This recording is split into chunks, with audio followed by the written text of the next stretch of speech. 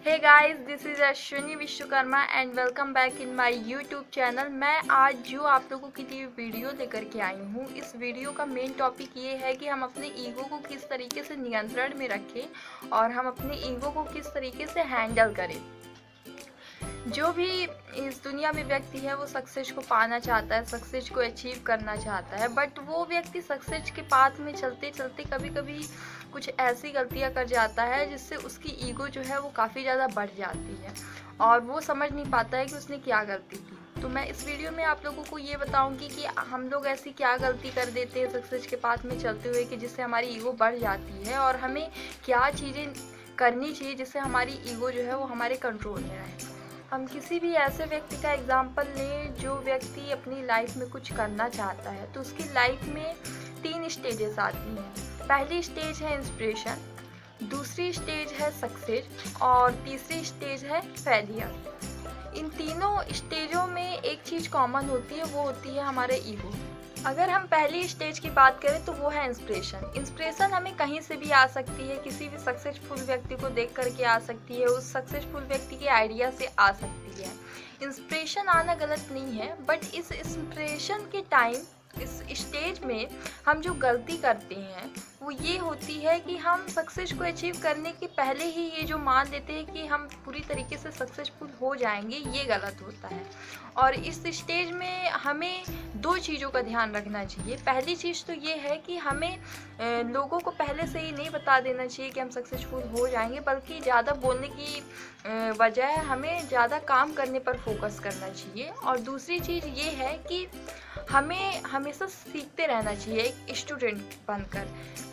हम जिस भी फील्ड से रिलेटेड काम करने जा रहे हैं, तो हमें उस फील्ड में जो भी व्यक्ति सक्सेसफुल हो चुका है उससे सीखने का प्रयास करना चाहिए। दूसरी स्टेज की बात करें तो वो है सक्सेस। सक्सेस हर व्यक्ति अचीव कर सकता है। अगर वो सही डायरेक्शन में काम कर रहा है तो उसको सक्सेस अचीव होनी ही होनी है। और जब हमें सक्सेस मिल जाती है तब हमारी पावर जो है वो काफ़ी तेज़ी से बढ़ती है, और जैसे ही हमारी पावर बढ़ती है तो हमारी ईगो भी काफ़ी तेज़ी से बढ़ती है। और इस स्टेज में कई सारे इंटरव्यू प्रोग्राम्स भी होते हैं, अवार्ड फंक्शन भी होते हैं और पार्टीज़ वगैरह होती हैं, जिसकी वजह से हम अपने मेन वर्क से हट सकते हैं। मतलब कि हम अपने असली काम को करने से दूर जा सकते हैं। और हमें इस स्टेज में 2 चीज़ों का ध्यान रखना चाहिए। पहली चीज़ तो ये है कि हम इन सारी चीज़ों के होने के बावजूद, पार्टीज़ और अवार्ड फंक्शन वगैरह के होने के बावजूद भी अपने मेन वर्क से दूर ना जाएं, हम अपने काम को करते रहें। और दूसरी चीज़ ये है कि हम सक्सेस अचीव करने के बाद भी हम्बल बने रहें, विनम्र बने रहें। लोगों के प्रति जो हमारा स्वभाव है वो विनम्रता पूर्वक होना चाहिए। हम लोगों को रूडली नहीं ट्रीट कर सकते हैं। तीसरी स्टेज है वो है फेलियर। फेलियर हर किसी को मिल सकती है। जो व्यक्ति अपनी ईगो को कंट्रोल करके चल रहा है उसको भी फेलियर मिल सकती है। तो इस स्टेज पे मैं आप सबसे यही कहना चाहूँगी कि अगर आप लोगों को फेलियर मिल भी गया है तो आप लोगों को इस स्टेज पर अपनी गलतियों से सीखने की कोशिश करनी चाहिए। आपने जो भी पास्ट में गलती की है उससे सीखने का प्रयास करना चाहिए।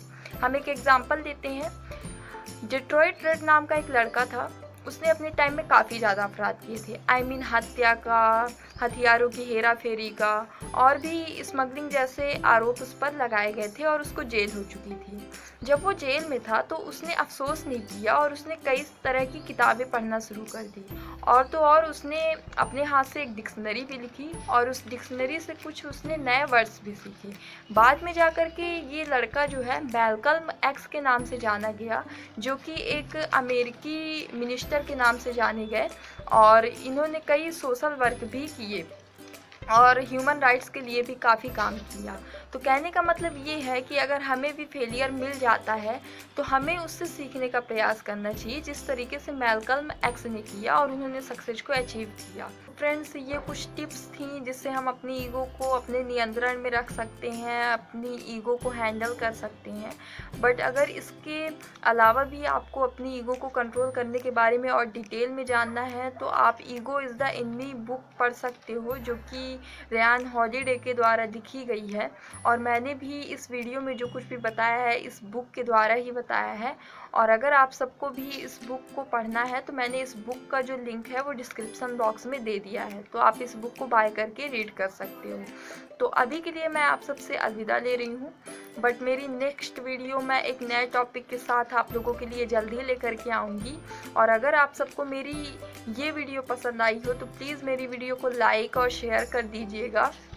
और अगर आप सब मेरे चैनल पर नए हो तो please support my channel and subscribe my channel and thanks for watching my video. Bye bye, see you soon, see you again.